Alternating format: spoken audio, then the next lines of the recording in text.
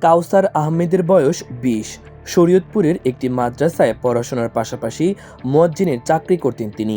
গত বছরের ৫ August long March two ঢাকায় অংশ নিতে ফজরের নামাজ পড়ে কাউকে না জানিয়ে হেঁটে শরীয়তপুর থেকে ঢাকার উদ্দেশ্যে রওনা দেন। মাঝে মাঝে গাড়ি পেলেও বেশিরভাগ পথ হেঁটেই আসতে হয় তাকে। আন্দোলনে শহীদ হলে মানুষ তার পরিবারের কাছে যেন লাশটা পৌঁছে দিতে পারে, সেজন্য ছোট একটি কাগজে নাম, ঠিকানা ও মোবাইল নম্বর লিখে পকেটে রেখেছিলেন।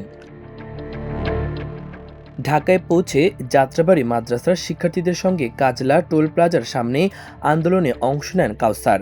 দুপুর ১টার দিকে পুলিশের ছোড়া একটি গুলি তার পিঠ দিয়ে ঢুকে বুকের বাম পাঁজরের নিচ দিয়ে বেরিয়ে যায়। গুলি লাগার পর মাটিতে লুটিয়ে পড়লে আহত অবস্থায় আন্দোলনরত শিক্ষার্থীরা তাকে ঢাকা মেডিকেল কলেজ হাসপাতালে ভর্তি করেন। দীর্ঘ ২ মাস চিকিৎসার পর ধীরে ধীরে কিছুটা সুস্থ হয়ে ওঠেন তিনি।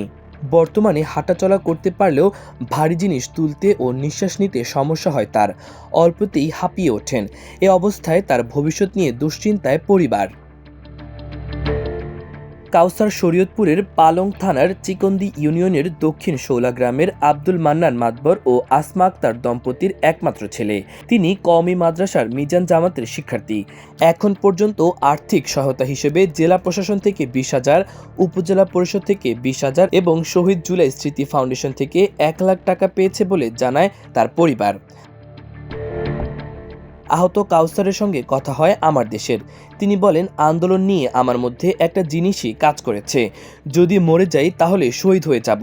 তাই পকেটে নাম ঠিকানা লিখে রেখেছিলাম যাতে পরিবার লাশটি খুঁজে পায়। ওই দিন যাওয়ার সময় মাদ্রাসার শিক্ষার্থী হয়েও জুব্বা পাঞ্জাবি কিছুই পরিনি আমি, শুধু পাজামা ও একটি গেঞ্জি পরেই রওনা দেই। আন্দোলনে গুলি খাওয়ার ঠিক আগ মুহূর্তে কী ঘটেছিল তা জানতে চাইলে কাউসার বলে, আমরা যখন আন্দোলন করছিলাম তখন হঠাৎ পুলিশ ও আওয়ামী লীগের নেতাকর্মীদের সঙ্গে ধাওয়া পাল্টা ধাওয়া শুরু হয়। এক পর্যায়ে পুলিশ ও ছাত্রলীগের সন্ত্রাসীরা এলোপাথারি গুলি শুরু করে। তখন ১৪ থেকে ১৫ জন লোক শহীদ হন। আমার পাশেই একজনের মাথায় গুলি লেগে মারা যান। আমি তখন সামনের দিকে দৌড়াচ্ছিলাম। হঠাৎ পেছন থেকে একটি গুলি আমার পিঠ দিয়ে ঢুকে বুকের নিচ দিয়ে বেরিয়ে যায়।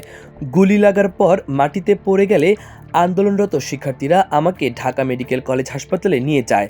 তারা হাসপাতালে না নিয়ে গেলে আমিও হয়তো মারা যেতাম তখন। রোগীর চাপে হাসপাতাল কর্তৃপক্ষ আমাকে বাসায় গিয়ে চিকিৎসা নেওয়ার পরামর্শ দেন। তখন ঢাকায় খালার বাসা থেকে চিকিৎসা নেওয়া শুরু করি আমি। এরপর ধীরে ধীরে সুস্থ হলেও বুকের পাঁজরে গুলি লাগায় এখনও কোনো ভারী জিনিস তুলতে পারি না। নিঃশ্বাস নিতেও অনেক কষ্ট হয়। যারা আমাকে আহত করেছে তাদের দৃষ্টান্তমূলক শাস্তি চাই। কাউসারের মা আসমা আক্তার বলেন, যখন শুনতে পাই আন্দোলনে কাউসার গুলি খেয়েছে, আমাদের বাড়িতে মানুষজন এসে ভরে যায়। সবাই কান্না করছে তার জন্য। আমরা ভাবিনি কাউসার বেঁচে আছে। সবার দোয়ায় হয়তো এখনো বেঁচে আছে, এটাই অনেক কিছু। শিক্ষার্থীদের গুলি করে যারা এভাবে হত্যা করেছে, আহত করেছে যারা, আমি এর সুষ্ঠু বিচার চাই। কাউসারের বাবা আব্দুল মান্নান বলেন, আমার ছেলে মারা যেতে পারত, কিন্তু আল্লাহর রহমতে বেঁচে আছে। সে ভারী কোনো কাজ করতে পারে না। নিঃশ্বাস নিতেও খুব কষ্ট হয়। আমরা তার ভবিষ্যৎ নিয়ে খুব অনিশ্চয়তার মধ্যে আছি। এখন সরকারের কাছে দাবি, সরকার যেন তাকে কর্মসংস্থানের মাধ্যমে পুনর্বাসনের ব্যবস্থা করে, যাতে ভবিষ্যতে ভালোভাবে বাঁচতে পারে। মাল্টিমিডিয়া ডেস্ক, আমার দেশ।